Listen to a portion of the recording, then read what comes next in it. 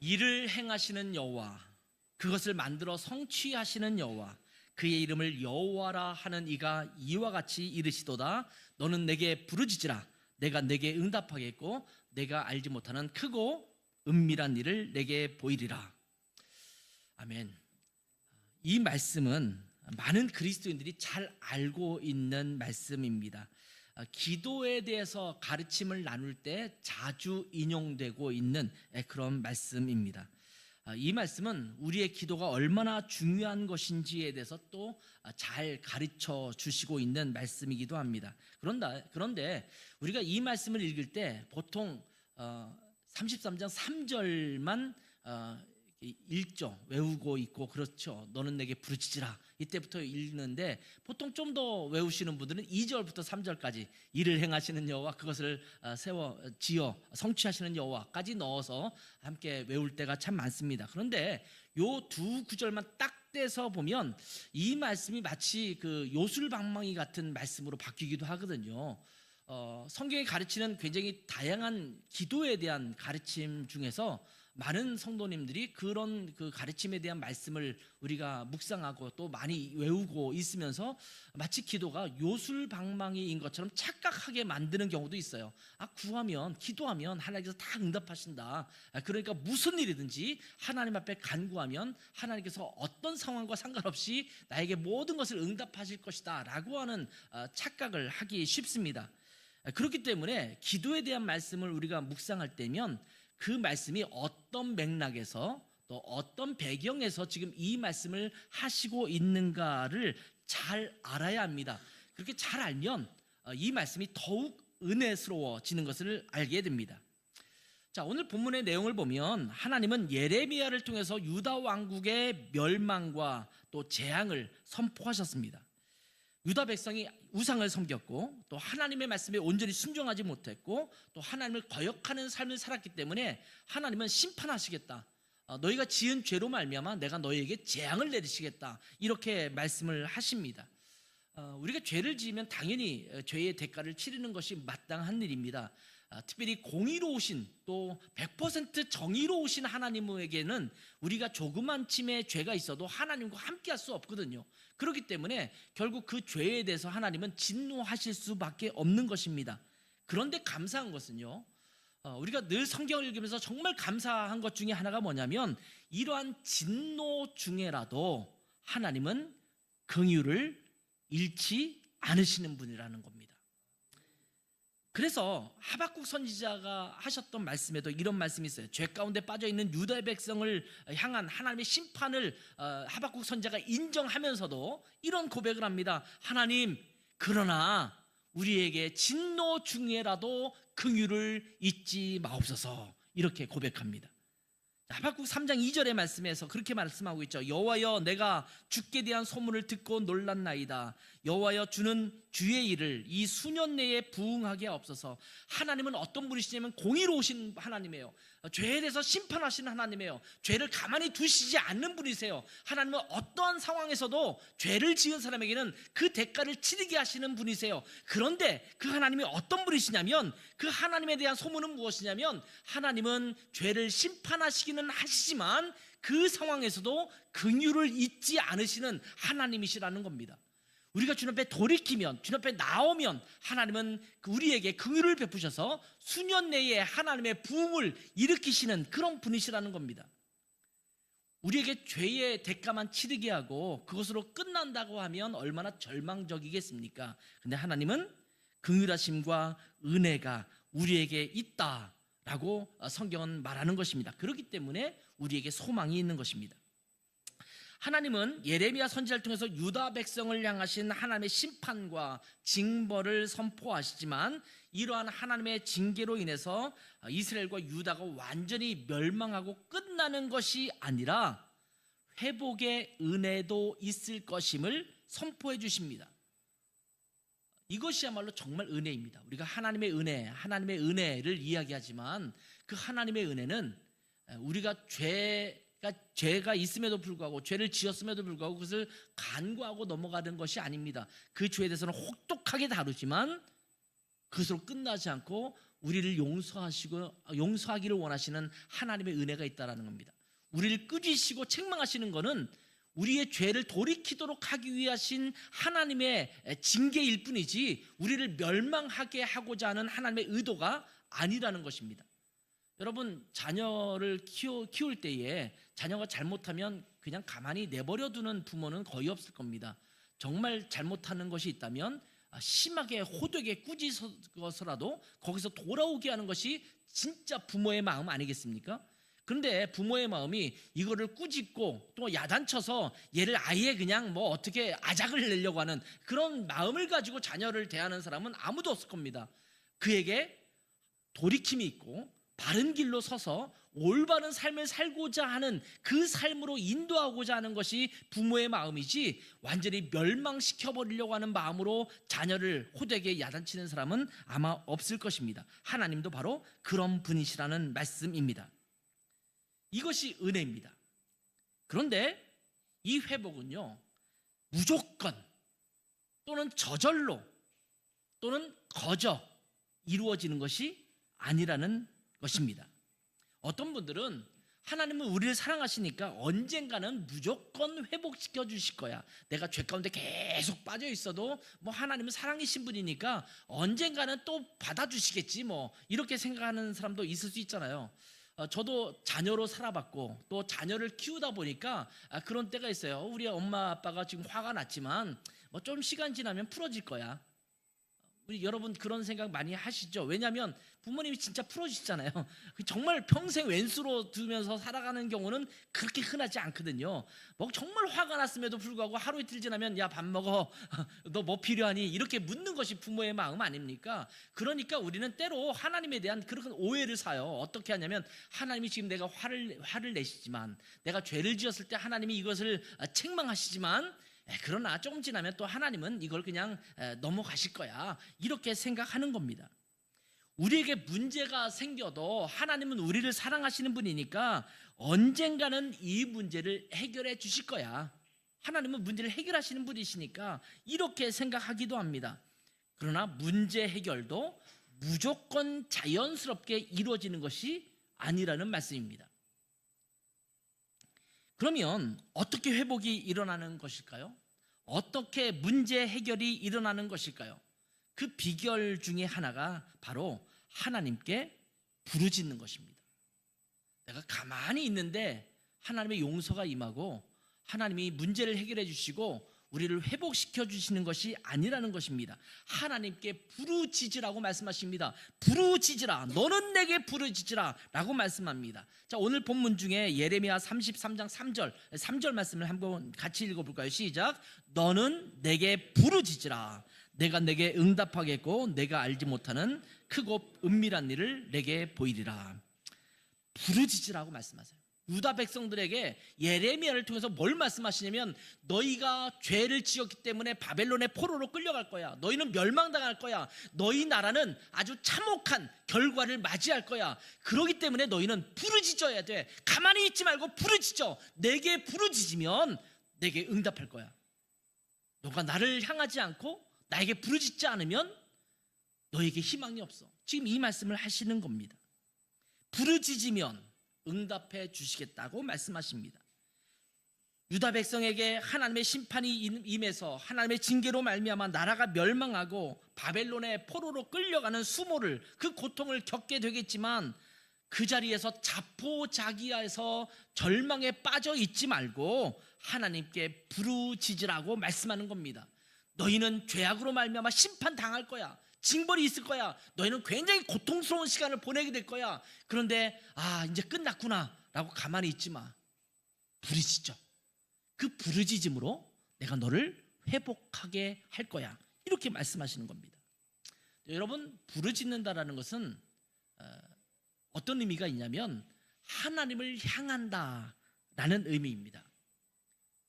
무엇인가 부르짖을 때 누구에겐가 향하는 대상이 있잖아요. 살려주세요 라고 말하면 누가 지나가는 사람이 있거나 누군가 옆에 사람이 있을 때 나를 좀 구원해달라고 외칠 때 살려주세요 라고 부르짖는 것 아니겠습니까? 아무도 듣는 사람이 없고 그럴 때 우리가 부르짖지는 않습니다. 근데 듣는 사람이 있으면 누군가를 향하는 것을 부르짖는다라는 말입니다. 기도가 허공을 치는 외침이 되어서는 절대 안 됩니다. 우리가 종종 우리가 기도할 때 허공을 치는 기도를 할 때가 참 많거든요. 저는 주여 삼창을 그렇게 좋아하지는 않습니다. 왜냐하면 주여 삼창 자체가 나쁜 게 아니에요. 주여라고 부를 때 정말 살아계신 하나님을 기대하면서 그 하나님을 향하여 울부짖는 기도라면 사실은 주여 삼창이든 열창이든 상관없어요. 괜찮아요. 많이 해도 괜찮습니다. 그런데 그냥 분위기를 띄우기 위해서 주여 주여 주여라고 외치는 것은 허공을 치는 것밖에 되지 않거든요.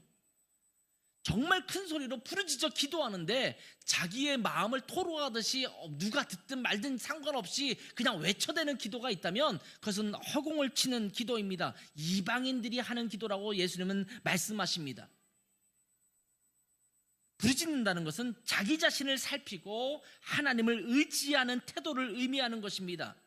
그렇기 때문에 부르짖는다는 것은요, 자기 멋대로 하지 않겠다라는 의미를 포함하고 있습니다.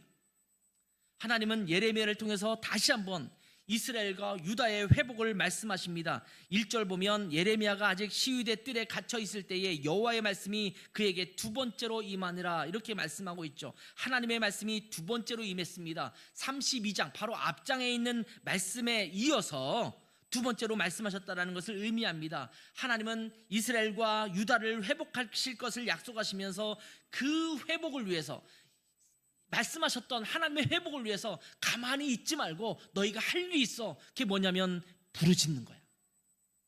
하나님을 떠나고 하나님을 등지고 너의 멋대로 살았고 또 우상을 향했던 너희의 모습을 다 내려놓고 이제 나를 향해서 나에게 부르짖어.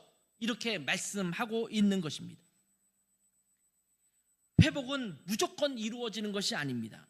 하나님 앞에 부르짖으며 회개하고 돌아올 때 그 회복이 이루어지는 것입니다. 3절 다시 한번 읽어볼까요? 같이 시작. 너는 내게 부르짖으라. 내가 내게 응답하겠고 내가 알지 못하는 크고 은밀한 일을 내게 보이리라. 자, 말씀드렸다시피 이 하나님께 부르짖는다는 것은 하나님을 향한다라는 의미라고 말씀드렸습니다. 하나님을 기억하고 하나님을 향할 때 그 하나님께 부르짖을 수 있는 것입니다. 여러분에게 갑자기 너무 많은 금액은 좀 부담스러우니까 한 1억 원 정도가 필요하다고 합시다. 급전이 필요해요. 1억 원이 갑자기 필요하면 누구에게 1억 원을 요청하겠습니까? 아마 여러분에게 필요한데 저한테 요청한 사람은 아무도 없을 것 같아요. 왜 그럴까요? 제게 1억이 없으니까. 그러면 누구에게 요청할 수 있을까요? 우리 손수영 수장에게 요청할 수 있을까요?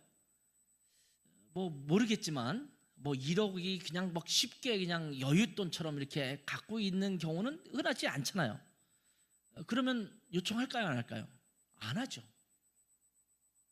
내가 뭔가 필요에 의해서 누구에게 요청을 한다면 그것이 남아도 오는 사람, 여윳돈으로 충분히 그거 없어져도 괜찮아라고 생각하는 사람이 있지 않고는 그것을 쉽게 요청하기가 어려울 것입니다.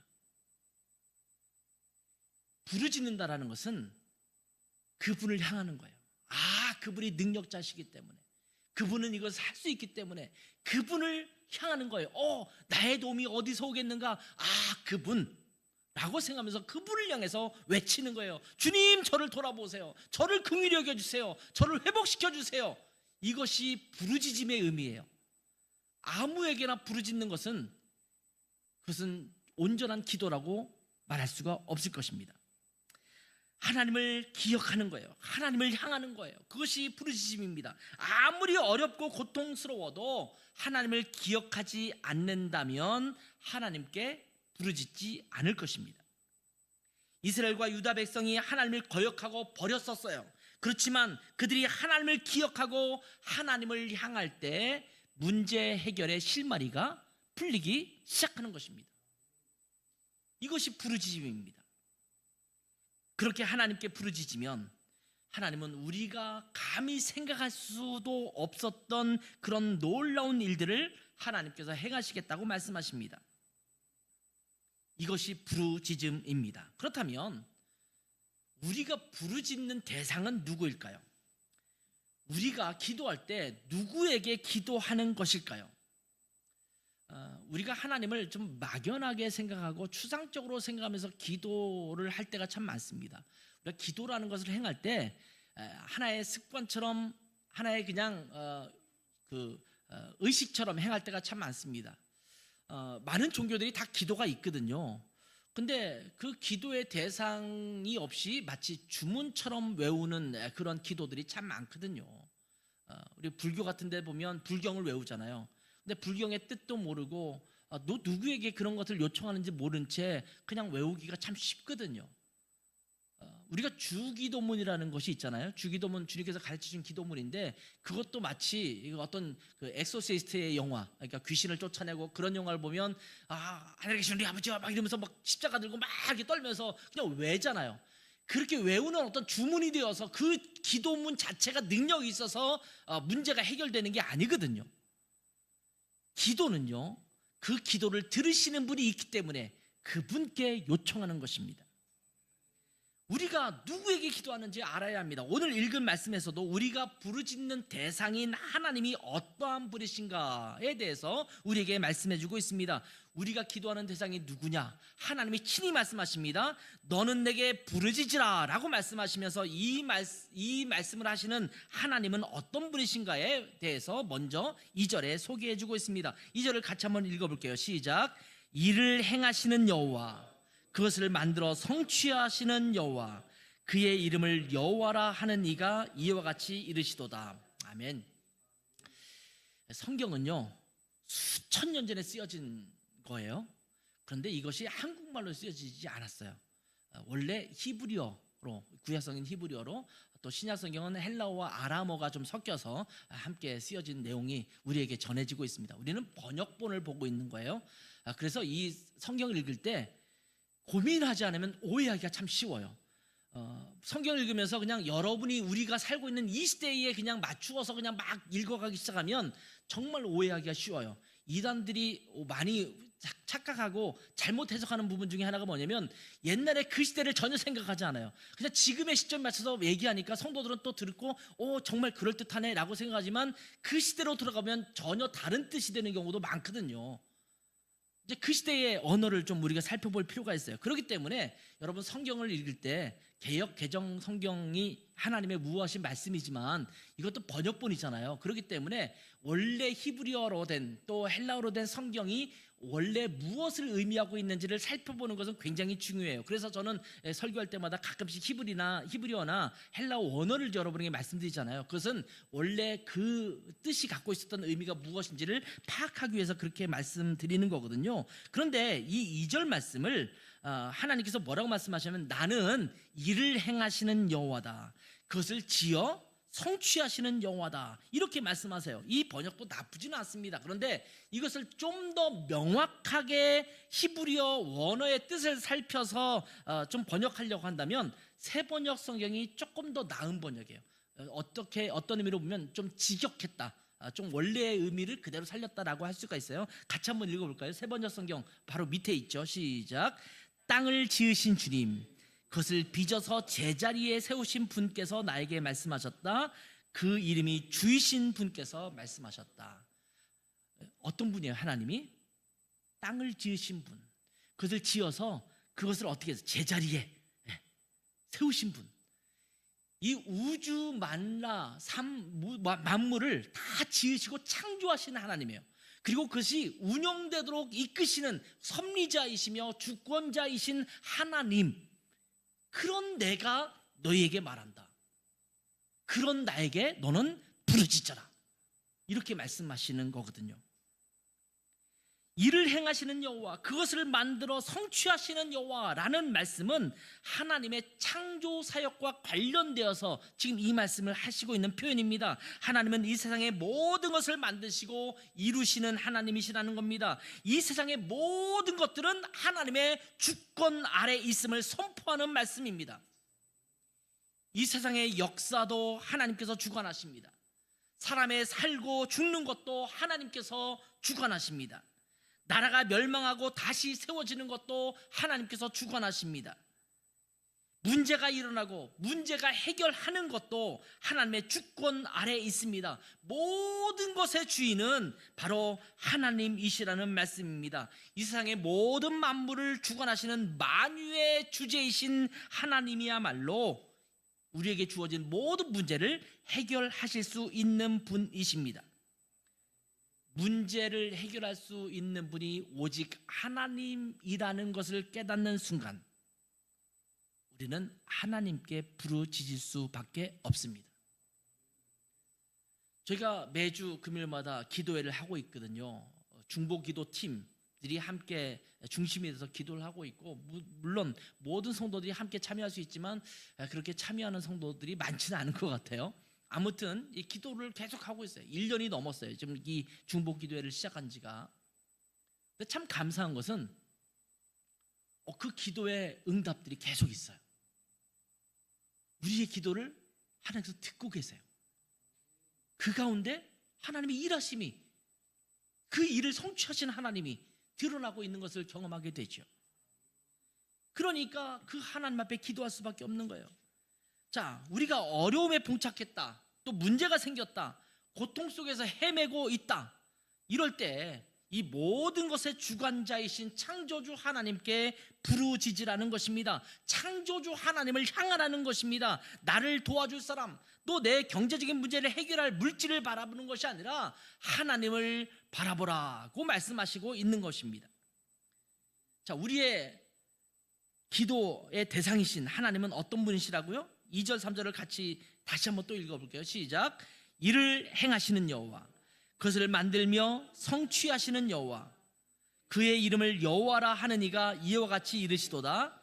너는 내게 부르짖으라. 내가 내게 응답하겠고 내가 알지 못하는 크고 은밀한 일을 내게 보이리라. 아멘. 전능하신 창조주 하나님이 바로 우리의 하나님이라면 하나님께 기도하지 않을 이유가 있을까요? 모든 것을 갖고 계시고 모든 것을 해결할 수 있는 전능자, 능력자, 창조주 하나님이신데 왜 그분을 애써 여러분은 외면하시면서 능력이 없는 것들을 바라보고 있어요? 여러분, 세상의 물질도 전능하지 않습니다. 우리는 전능한 것처럼 생각하죠. 돈이 있으면 다 해결될 것 같잖아요. 여러분, 돈이 있다고 장마를 막을 수가 있어요? 태풍이 몰아치는 것을 막을 수가 있어요? 그렇게 우리가 기술이 발달되고 의료시설이 발달됐는데 코로나를 막을 수가 있었습니까? 속수무책으로 우리는 당할 수밖에 없잖아요. 우리의 역사의 시간을 조금만큼도 우리가 바꾸기가 참 어렵습니다. 하나님께서 막으시면 다 막히는 거예요. 내가 몸이 아파도 하나님이 역사하시면 갑자기 낫는 역사가 나타나기는 하지만 그 병이 우리의 노력으로 낫지 못하는 경우가 너무나 많거든요. 우리는 그냥 당하고 있을 뿐이에요. 나이가 드니까, 죄송합니다, 연세 드신 분들 앞에서, 나이가 드니까 조금씩 몸의 기능이 떨어지는 부분이 있잖아요. 걸음도 옛날 같지 않고 마음은 뭐 20대 30대 같은데 같이 아이들과 뛰어다 보면 아이들은 막 저만큼 뛰고 있는데 나는 중간에 허덕허덕거려가지고 그만둬야 될 때가 참 많잖아요. 그러면서 뭘 느끼냐면, 와, 이 내 마음, 내 몸도 내 마음대로 안 되는구나. 내 몸의 기능도 내 마음대로 안 돼요. 내 몸인데 내가 할 수 있는 게 너무 없는 거예요. 젊을 때는 그걸 약간 몰라요. 착각을 해요. 근데 나이가 점점 들수록 우리가 젊은 애들도 30대 초반 뭐 이런 친구들도요, 이런 표현을 저한테 많이 하더라고요. 옛날 같지가 않아요. 성수 형제도 옛날 같지 않죠? 예? 아직은 아니에요. 옛날 같지 않아요. 우리 아들들이 그런 얘기를 하더라고요. 아빠, 옛날 같지가 않아요. 아니, 아직도 젊은 것이, 이렇게 표현할 때가 있는데 내 몸을 내 마음대로 못한다라는 거예요. 여러분, 자고 싶으면 자고 일어나고 싶으면 일어나게 낮입니까? 지금 우리가 아들이 지금 사법고시 다음 달에 있으니까 공부해야 되잖아요. 공부가 내 마음대로 되면 얼마나 좋겠어요. 내가 자고 싶을 때 자고 일어날 때 딱 일어나서 명밀하게 집중이 돼서 공부할 수 있으면 다 공부 잘하겠죠. 근데 그 공부하는 것조차 내 마음대로 안 돼요. 내 의욕은 대단한데 내 몸이, 내 마음이 그 내 마음대로 안 되는 거예요. 그러면 이것을 다스리시는 분이 누구냐? 오직 한 분밖에 없어요. 하나님밖에 없어요. 창조주이신 만물을 주관하시는 주권자 하나님밖에 이 일을 하실 수 있는 분이 없어요. 그렇다면 우리가 무조건 기도해야 되죠. 전능하신 하나님, 창조주 하나님께 우리가 향해야 되지 않겠습니까? 하나님께 부르짖어야 합니다. 하나님 제발 저를 좀 도와주세요. 제게 긍휼을 베풀어 주세요. 제발 제게 하나님의 은혜를 베풀어 주셔서 저를 이 문제 속에서, 이 고통 속에서 구원해 주세요. 이렇게 부르짖어야 합니다. 우리의 문제를 해결하실 분은, 우리를 회복하실 분은 오직 하나님밖에 없습니다. 그러니 전능하신 창조주 하나님께 부르짖어야 합니다. 이스라엘 백성들에게, 유다 백성들에게 얘기하는 겁니다. 옆에 있는 모압 족속, 암몬 족속 이런 사람을 의지하지 마. 애굽, 이집트를 의지하지 마. 바벨론도 너희를 도와주지 않을 거야. 그 모든 상황에서 너희를 도와줄 분은 오직 창조주 하나님 나밖에 없어. 그러니 내게 부르시죠. 가만히 있는다고 해결되지 않아. 회복이 저절로 일어나지 않아. 너희는 내게 부르시죠. 이렇게 말씀하시는 거예요. 여러분, 무슨 문제가 있으십니까? 그러면 하나님께 부르짖으시기 바랍니다. 하나님께 기도로 나아가시기 바랍니다. 어떤 분들은 기도만 부탁하고 자기는 기도하지 않은 분들이 계세요. 목사님 이거 기도해 주세요. 물론 그분들이 생각할 때는 목사가 기도하면 조금 더 하나님이 더 잘 들어주실 거라고 생각해요. 그런데 그렇지 않습니다. 여러분이 기도하는 것, 여러분이 하나님 앞에 향하는 것을 하나님이 더 기뻐하세요. 누군가를 통하는 것이 아니라 하나님은 여러분이 하나님 앞에 나아오기를 기대하십니다. 그러니 여러분 기도하세요. 기도 부탁하고 끝나지 마세요. 우리 교회 성도들이 대부분 기도 제목을 다 잘 내세요. 그래서 우리가 중보기도 때 그 기도 제목들을 두고 기도하는데 우리는 열심히 기도하잖아요. 우리 중보 기도하는 분들이 정말 열심히 기도하시거든요. 근데 여러분이 정작 기도하지 않는다면, 물론 다른 사람이 기도를 통해서도 그 역사가 일어나기도 해요. 그렇지만 여러분이 기도하면 뒤의 것을 경험할 거예요. 크고 은밀한 일, 그것을 경험할 거예요. 그러니 기도하세요. 다른 사람의 기도에만 의존하지 마시고 여러분 각자가 하나님 앞에 간절히 부르짖어야 합니다. 정말 신기한 것은 우리는 전능하신 하나님을 믿고 살아가는 그리스도인들이잖아요. 그런데 정작 하나님께 제대로 기도하지 않는 경우가 참 많습니다. 그저 마음속으로 하나님은 전능하신 분이시니까 내 문제를 해결해 주실 거야 라고 생각하고 있어요. 정말 그 믿음 대단해요. 기도는 정작 하지 않으면서 그냥 머릿속으로 생각하는 거예요. 내 문제가 이게 있고 하나님은 전능하신 분이야. 요 정도 생각하면서 그렇게 기도하고 있다고 착각을 하거나 하나님이 뭔가 해결해 줄 거라고 착각한단 말이에요. 여러분이 하나님은 우리의 모든 문제를 알고 계실까요? 모르실까요? 근데 알고 계시는데 왜 자꾸 기도하라고 하실까요? 아니 아시면 그냥 해결해 주시지 왜 하나님은 자꾸 부르짖으라고 말하고 기도하라고 말씀하실까? 하나님은 우리의 인생의 문제를 하나님과의 관계 속에서 풀어가기를 원하세요. 하나님을 경험하기를 원하세요. 여러분, 우리가 그냥 모든 것이 선하게 잘 이루어지고 해결되면 아마 우리 하나님을 잊고 살기 참 쉬울 겁니다. 안 해도 다 하나님께서 해결해 주시니까. 근데 하나님은 아니야. 내가 너와 인격적인 관계를 계속 유지하면서 너는 나에게 구하고 내가 너에게 응답하고 이런 교제 가운데 하나님의 역사를 이루어가기를 원하셔. 이렇게 말씀하시는 거예요. 야고보서 4장 2절 3절을 한번 볼까요? 같이 읽겠습니다. 시작. 너희는 욕심을 내어도 얻지 못하여 살인하며 시기하여도 능히 취하지 못함으로 다투고 싸우는도다. 너희가 얻지 못함은 구하지 아니하기 때문이요. 왜 얻지 못할까요? 기도를 안 하니까. 은행 가서 가만히 그 창구 앞에 서 있으면 여러분에게 돈을 주겠습니까? 청구서를 제출해야지 그 은행에서 돈을 주는 거잖아요. 그 돈이 은행에 정말 많아도 내 통장에 돈이 엄청 많아도 내가 청구하지 않으면 그냥 은행에 있는 돈이에요. 하나님이 아무리 전능하셔도 하나님 앞에 하나님 이것을 좀 해결해 주세요라고 기도하지 않으면 그냥 하나님의 전능하심에 있을 뿐이에요. 내 삶 속에 그 크고 비밀한 일, 은밀한 일이 벌어지지 않습니다. 하나님의 전능하심이 내 삶으로 끌어들여져서 내 삶에 경험되게 하는 것은 하나님 앞에 기도하는 것을 통해서 이루어진다고 말씀하십니다. 그러면서 3절에 보면 구하여도 받지 못함은 정욕으로 쓰려고 잘못 구하기 때문이다. 내가 문제를 해결하려고 기도하지만 하나님 보실 때 이건 네 욕심이야, 너의 생각이야 라고 할 때는 하나님이 받지 못하게 하신다라고 말씀하십니다. 여러분, 하나님 앞에 나아가 부르짖으시기를 바랍니다. 회복을 부르짖으세요. 내가 좀 힘들고 지치고 아직은 내 신앙적으로 좀 연약해지고 자꾸 그러고 있다면 하나님 내 문제를 해결해 주실 뿐만 아니라 내 신앙도 회복해 주세요. 이것을 위해서 기도하셔야 됩니다. 그러면 내가 내게 응답하겠다라고 말씀하십니다.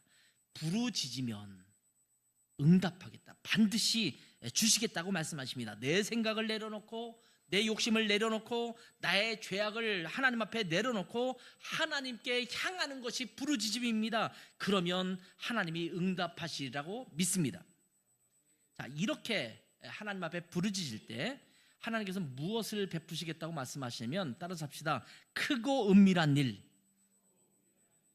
크고 은밀한 일을 이루시겠다고 말씀하십니다.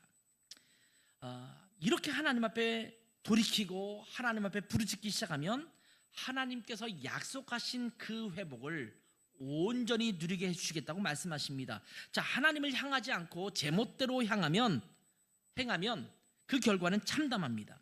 자, 4절과 5절을 보세요. 4절과 5절을 보면 유다 백성에게 하나님께서 바벨론과 맞서 싸우지 말라 이렇게 얘기하셨어요. 그런데 그렇게 맞서 싸우면 어떤 일이 벌어지냐고 성경은 말하고 있냐면, 너희가 처참한 패배를 맛볼 거야. 그 시체가 들에 깔릴 것이야. 너희는 싸우지 말라고 했잖아. 왜 자꾸 맞서는 거야? 그것은 처참한 결과야. 하나님 앞에 순종하지 못하면 우리에게 나타나는 결과는 처참함밖에 없습니다. 5절도 보세요. 싸우려 하였으나 내가 나의 노여움과 분함으로 그들을 죽이고 그들의 시체로 이 성을 채우게 하였다.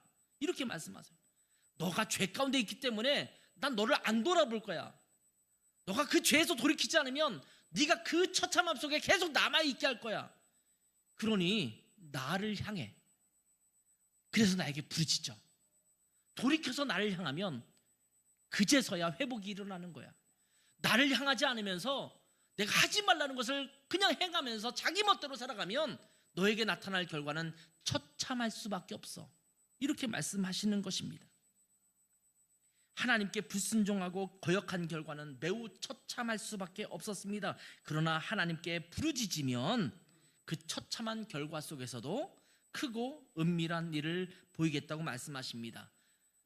너는 내게 부르짖으라. 내가 내게 응답하겠고 내가 알지 못하는 크고 은밀한 일을 내게 보이리라 라고 말씀하십니다. 크고 은밀한 일을 보여주시겠다라는 말씀은 하나님의 역사하심을 경험하시겠다라고 말씀하시는 겁니다. 하나님의 역사는요, 내 크기가 아닙니다. 내 사이즈가 아니에요. 내가 상상할 수 없는 일이 하나님께 일어나는 거예요.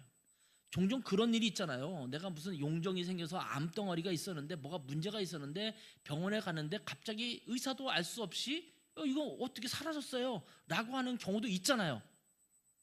하나님의 일하심은 사람이 상상할 수 없는 일을 행하시는 거예요. 홍해가 갈라질 것을 누가 알았겠어요? 여리고성이 그냥 전쟁도 하지 않았는데 뭐 방맹이로 아니면 망치로 두들겨 패지도 않았는데 그 성이 그냥 일시에 무너질 것이라고 누가 생각했겠어요? 아무도 생각할 수 없는, 상상할 수 없는 일들이 하나님에게서 일어나는 것입니다. 여러분, 하나님 앞에 기도하면, 하나님 앞에 부르짖으면, 하나님을 향하면 여러분도 생각하지 못했던 그 일들이 일어나는 거예요.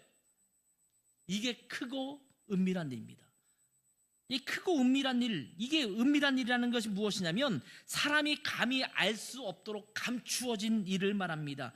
감히 상상할 수도 없는, 측량할 수 없는 그런 일들을 의미하는 것입니다. 내가 생각할 수도 없는, 상상할 수도 없었던, 인간의 뜻으로는 이루어질 수 없는, 인간의 능력으로는 도무지 감당할 수 없는 그런 일들도 하나님이 경험하게 하시겠다라고 말씀하시는 것입니다. 이게 크고 은밀한 일이에요. 나의 범위를 넘어서는 하나님의 역사심. 여러분, 바벨론에서 나중에 바벨론이 누구한테 멸망당해요? 성경에는 바사라고 나오는데 페르시아한테 멸망당해요. 나중에 바벨론 포로에서 돌아올 때는 페르시아 시절이에요. 페르시아 여전히 이제 거기 있다가 이제 다시 돌아오게 되는데, 여러분 그 뒤에 있는 느헤미야라든지 뭐 에스라라든지 이런 말씀을 쭉 읽다 보면 여러분이 깨닫게 되는 것 중에 하나가 뭐냐면, 그들이 한 일이 없어요. 유다 백성이 총칼 들고 걸기한 것도 아니고 뭔가 행한 일이 없어요. 70년이 지나니까 하나님께서 거기에 있는 사람들을 친히 접촉하세요. 하나님이 접촉하셔서 그 일을 이루게 하시는데, 그 바사의 페르시아의 왕들을 통해서 그 일을 이루시거든요. 이거는 정말 생각지 못한 방법으로 하나님께서 그들을 이끌어 오시는 거예요. 보통 우리가 나라가 다시 회복하려면, 우리 일제시대 때 그랬던 것처럼 뭐 그 항일 전사가 있고 그러면 그들이 그걸 가지고 싸우고 막 그래야 되는데, 바벨론에 있었던 포로들은 그렇게 하지 않았거든요. 거기에 뭐 고관 대작으로 있는 사람도 있었잖아요. 뭐 다니엘 같은 사람도 있었고, 그렇게 있었던 사람도 있고, 에서 같은 사람도 있었고, 굉장히 다양한 사람이 있었지만, 그러면 그 일을 가지고 우리는 걸기에서, 총궐기에서 유대인들이여 다 일어나라, 우리가 다시 나라를 회복하겠다, 이렇게 피켓 들고 뭐 왕궁의 앞에 서서 이렇게 문제가 해결된 게 아닙니다. 거기에 은밀하게 군사들을 다시 모아서 결집한 다음에 다시 그곳으로 게릴라 작전처럼 예루살렘에 들어온 곳이 아니었습니다. 그들은 그냥 왔어요. 생각지도 못한 일이에요. 상상하지도 못할 일이에요. 이게 하나님의 은혜입니다. 아까 여정이라는 노래를 불렀는데, 성수형 제가 나이가 이제 들어갔나 봐요. 여정이라는 가사를 이렇게 묵상하면서 불렀던 거 보니까, 지나가 보니 하나님의 은혜라고 고백하잖아요. 내가 생각할 수도 없었던 일, 돌이켜보니 하나님이 그 순간순간마다 나를 함께 하시고 인도하셨던 하나님의 은혜이십니다. 이것을 경험하게 하시게 했다는 거예요. 자, 그 뒤에 보면 이 크고 놀라운 일들에 대해서 말씀하고 있는 거예요. 하나님을 향하여서 돌이켜서 하나님께 부르짖으면 하나님의 치유하심과 풍족하게 하셔서 회복하게 하실 것을 약속하십니다. 6절 보세요. 내가 이 성읍을 치료하며 고쳐 낫게 하고 평안과 진실이 풍성함을 그들에게 나타낼 것이다, 이렇게 말씀하십니다. 7절에 보면 포로에서 돌아와서 처음 이스라엘의 백성을 하나님의 백성으로 삼았던 그때처럼 다시 세우겠다라고 말씀하십니다. 8절에 보면 이스라엘 유다 백성을 그들이 지은 죄에서 정하게 하시고 죄악도 깨끗하게 용서하실 것이라고 말씀하십니다. 이렇게 하나님께서 회복하게 하시는 것은 단순하게 잃어버렸던 땅을 되찾게 하는 것이 아닙니다. 나라를 회복하는 것만이 아닙니다. 이스라엘 백성, 유다 백성의 죄악까지 모두 깨끗하게 하여서 무엇을 만드냐면, 원래 하나님께서 선택하셨던 하나님의 백성의 정체성을 회복하게 하는 것입니다. 너희는 나를 거역했어, 내게 불순종했어. 하나님의 백성이라고 부르면서 어떻게 하나님의 말씀을 듣지를 않아? 그러면 하나님의 백성이 아니지. 그런데 너희가 이것 때문에 죄 가운데 있었지만 내가 너희를 다시 돌이켜서 이 땅에 오게 하는데, 결국 너희가 하나님의 백성의 정체성을, 너희를 깨끗하게 하고 정하게 해서 그 정체성을 회복하게 할 거야, 이렇게 말씀하시는 것입니다. 이러한 모습을 통해서 어떤 일이 벌어집니까? 9절을 보세요. 이 성읍이 세계 열방 앞에서 나의 기쁜 이름이 될 것이며 찬송과 영광이 될 것이요, 그들은 내가 이 백성에게 베푼 모든 복을 들을 것이요, 내가 이 성읍에 베푼 모든 복과 모든 평안으로 말미암아 두려워하며 떨리라. 너희가 다시 돌아오는데, 너희가 하나님의 백성으로서의 그 영광스러운 모습을 통해서 세계 열방이 너희를 보고 하나님께 영광을 돌릴 것이고 너희를 두려워하면서 떨 거야. 지금 이 말씀을 할 때 어쩌면 유다 백성들은 이 말씀에 대해서 상상하지 못했을 수도 있어요.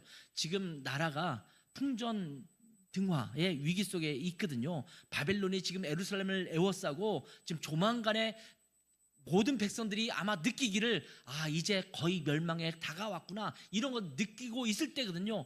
지금 멸망하고 있는 시점에 먼 미래에 하나님께서 회복시키실 것이다라고 말씀하시는 이 말씀이 그들 가운데 정말 가슴에 와닿았을 거예요. 별로 쉽지 않았을 것입니다. 그러나 하나님을 온전하게 섬기면, 하나님 앞에 부르짖으면, 하나님을 향하면, 그 죄악에서 돌이켜서 하나님을 향해서 부르짖으면 하나님께서 그들에게 응답하셔서 이러한 놀라운 일, 그들이 상상할 수 없었던 일, 이 일들이 벌어질 것이라고 말씀하시고 있는 것입니다. 그리고 제가 아까 말씀드렸다시피 이 일은요, 정말 생각할 수도 없었던, 상상할 수 없었던 그 방식으로 하나님의 회복이 이루어지는 것을 보게 되죠. 나중에 느헤미야서, 에스라서 같은 걸 읽어보세요. 심지어 예루살렘 성전을 건축하고 이런 일들에 대한 목재나 이런 걸 누가 줘요? 페르시아에서 줘요. 말이 됩니까? 말이 안 되는 일들이 하나님의 역사로 말미암아 이루어지는 것입니다. 우리가 하나님을 향하여 온전히 서고 하나님을 온전히 의지하며 전능하신 창조주 하나님께 부르짖는다면 하나님은 우리에게 회복을 누리게 하실 것이고 하나님 안에서의 풍족함을 누리게 하실 줄 믿습니다. 오늘 우리가 믿음으로 하나님을 바라보고 하나님께 부르짖어야 할 부분이 무엇인가 한번 생각해 보세요. 여러분의 문제, 지금 하나님 앞에 회복이 필요한 부분, 그 부분이 무엇인지를 한번 생각해 보세요. 그리고 이것을 생각하면서 전능하신 하나님을 향해서 온전히 서기를 바랍니다. 그리고 기도하세요. 기도하시면 하나님은 반드시 이루십니다.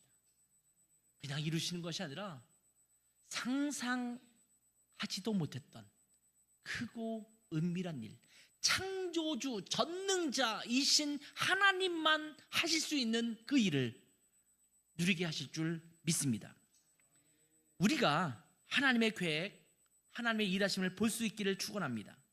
하나님께 부르짖으면 우리에게 이러한 하나님의 놀라운 능력과 역사를 경험하게 될 줄 믿습니다. 우리의 부르짖음을 통해서 우리 공동체에, 또 우리가 속한 가정에, 또 우리 각자의 삶의 가운데 하나님의 일하심이 경험되기를 주님의 이름으로 축원합니다. 기도하겠습니다. 자, 이런 기도를 한번 드려봤으면 좋겠어요. 여러분에게 문제가 있죠. 해결됐으면 좋겠다라고 하는 간절한 소망이 있지 않습니까? 그냥 생각만 하지 마시고 하나님께 부르짖게 해달라고 기도해 주세요. 하나님, 기도할 힘을 잃어서 기도하지 못할 때 성령님이 우리 가운데 역사하셔서 기도할 수 있는 힘 주세요. 그리고 하나님 앞에 간절히 부르짖는 제 자신이 될 수 있도록 축복해 주세요. 그리고 내 앞에 있는 문제들, 이런 문제들에 대해서 하나님 앞에 부르짖고 기도하며 하나님 앞에 나아가는 제 자신이 되게 해주십시오. 기도하는 무릎 꿇는 자가 되게 없어서, 그래서 하나님의 크고 놀라운 일을 경험하는 자가 되게 없어서 함께 기도할까요? 함께 기도하겠습니다.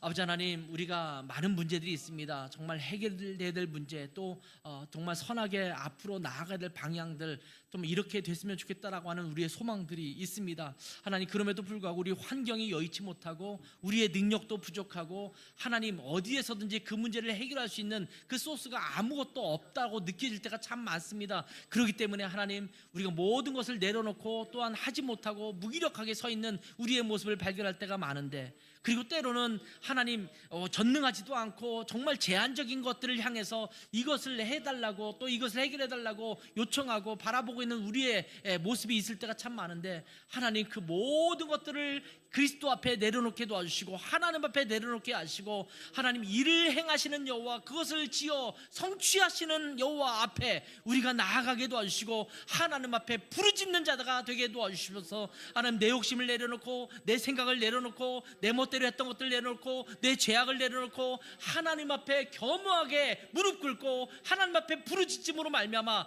우리의 삶 가운데, 우리 공동체 가운데, 우리 가정 가운데 하나님의 크고 은밀한 일을 누리게 하는 축복이 우리 모두에게 임하게 도와주시옵소서. 예수님의 이름으로 기도했습니다. 아멘. 하나님 아버지, 정말 부르짖지 못했던 우리의 모습이 많았음을 고백합니다. 부르짖되 우리의 모습을 살피지도 않았고 우리의 것들을 내려놓지도 않고 하나님 앞에 돌이키지도 않으면서 그냥 우리의 욕심대로만 하나님 앞에 허공에 외치듯이 부르짖었던 우리의 모습도 주님 앞에 내려놓습니다. 하나님, 우리 자신을 면밀히 살펴서 하나님 앞에 겸허하게 향할 수 있도록 도와주시고, 전능하신 하나님, 창조주이신 하나님, 우리의 모든 한계와 능력을 뛰어넘어 우리에게 크고 은밀한 일을 보이실 창조주 하나님 앞에 부르짖는 저희들 되게 도와주셔서 우리 공동체 가운데, 우리 가정 가운데, 우리의 삶의 현장 속에서 그 정말 상상할 수도 없는 하나님의 놀라운 능력을 경험하는 우리 모두가 되게 하옵소서. 감사하며 예수님의 이름으로 기도했습니다. 아멘.